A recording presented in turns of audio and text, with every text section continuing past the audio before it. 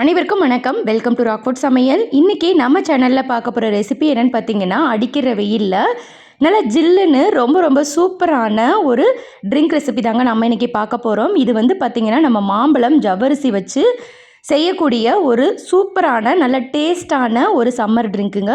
கண்டிப்பாக மாம்பழம் இருந்ததுன்னா மறக்காமல் குழந்தைங்களுக்கு இந்த மாதிரி செஞ்சு கொடுங்க. நல்ல ஒரு ஹெல்தியான ஒரு ட்ரிங்காக இது இருக்குங்க.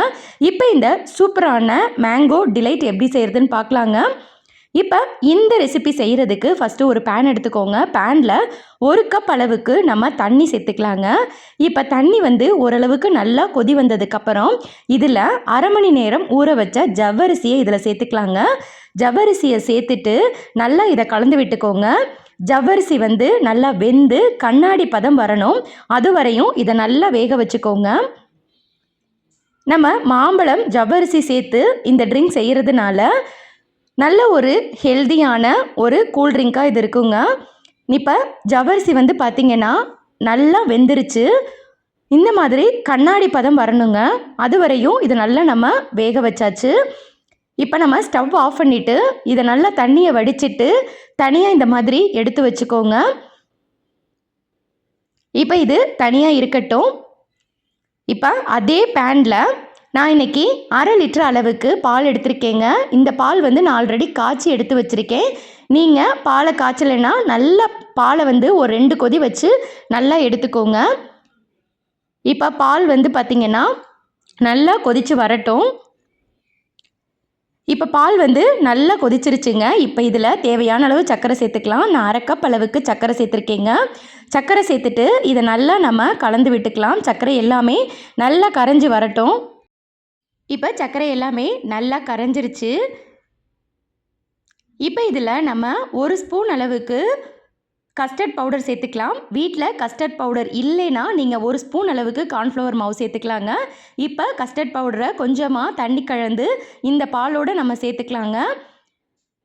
இப்போ கஸ்டர்ட் பவுடர் சேர்த்துட்டு இதை வந்து ஒரு 2லேருந்து 3 நிமிஷம் நல்லா இந்த மாதிரி கிண்டி விட்டுட்டே இருங்க. கஸ்டர்ட் பவுடர் சேர்த்த உடனே பால் வந்து பார்த்திங்கன்னா கொஞ்சம் திக்காக ஆரம்பிக்கும். பால் கொஞ்சம் திக்காக ஆனதுக்கப்புறம் நம்ம ஸ்டவ் ஆஃப் பண்ணிவிட்டு இதை நல்லா ஆற வச்சுக்கலாங்க. இப்போ பார்த்திங்கன்னா இந்த அளவுக்கு நல்லா திக்காக ஆயிடுச்சு. நான் ஆல்ரெடி சொன்ன மாதிரி இப்போ ஸ்டவ் ஆஃப் பண்ணிவிட்டு இதை நல்லா ஆற வச்சுக்கலாங்க. இப்போ ஒரு மிக்சர் ஜார் எடுத்துக்கோங்க. அதில் நம்ம ஆறின பாலை வந்து இந்த மிக்சர் ஜாருக்குள்ளே சேர்த்துக்கலாம். கூடவே இதில் 1 கப் அளவுக்கு நல்ல பழுத்த மாம்பழம் எடுத்துக்கோங்க. நான் இமாம் பசந்த் மாம்பழம் எடுத்திருக்கேன். இப்போ இந்த மாம்பழத்தை நம்ம உள்ளே சேர்த்துட்டு இதை வந்து நல்லா அரைச்சி எடுத்துக்கோங்க. இதை நல்லா அரைச்சி எடுத்ததுக்கப்புறம் வேறொரு மிக்சிங் பவுலுக்கு நம்ம இதை மாற்றிக்கலாங்க.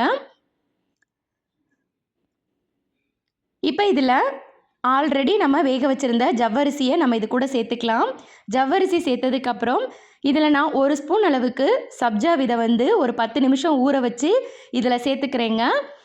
அதுக்கப்புறம் இதில் கட் பண்ணி வச்சுருந்த மாம்பழ பீசஸையும் இது கூட சேர்த்துட்டு நம்ம இதை நல்லா கலந்து விட்டுட்டோம்னா நல்ல சூப்பரான ஜவ்வரிசி மேங்கோ டிலைட் சூப்பராக ரெடி ஆயிடுச்சுங்க.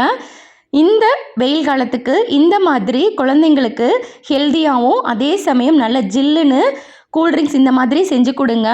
குடிக்கிறதுக்கு ரொம்ப சூப்பராக இருக்குங்க. கண்டிப்பாக நீங்களும் இந்த ரெசிப்பியை வீட்டில் செஞ்சு பார்த்துட்டு உங்களோட ஃபீட்பேக்ஸை எனக்கு கீழே கமெண்ட் செக்ஷனில் சொல்லுங்கள். என்னோட இந்த பதிவு உங்களுக்கு பிடிச்சிருக்குன்னு நினைக்கிறேன். அப்படி பிடிச்சிருந்தா நம்ம சேனலை மறக்காமல் சப்ஸ்கிரைப் பண்ணிக்கோங்க. பக்கத்தில் இருக்கிற பெல் சிம்பிளை மறக்காமல் கிளிக் பண்ணிட்டீங்கன்னா நான் அடுத்தடுத்து போடுற புது வீடியோக்கள் உங்களுக்கு உடனுக்குடன் நோட்டிஃபிகேஷனாக வந்து சேரும். என்னோட இந்த பதிவை பார்த்ததுக்கு நன்றி.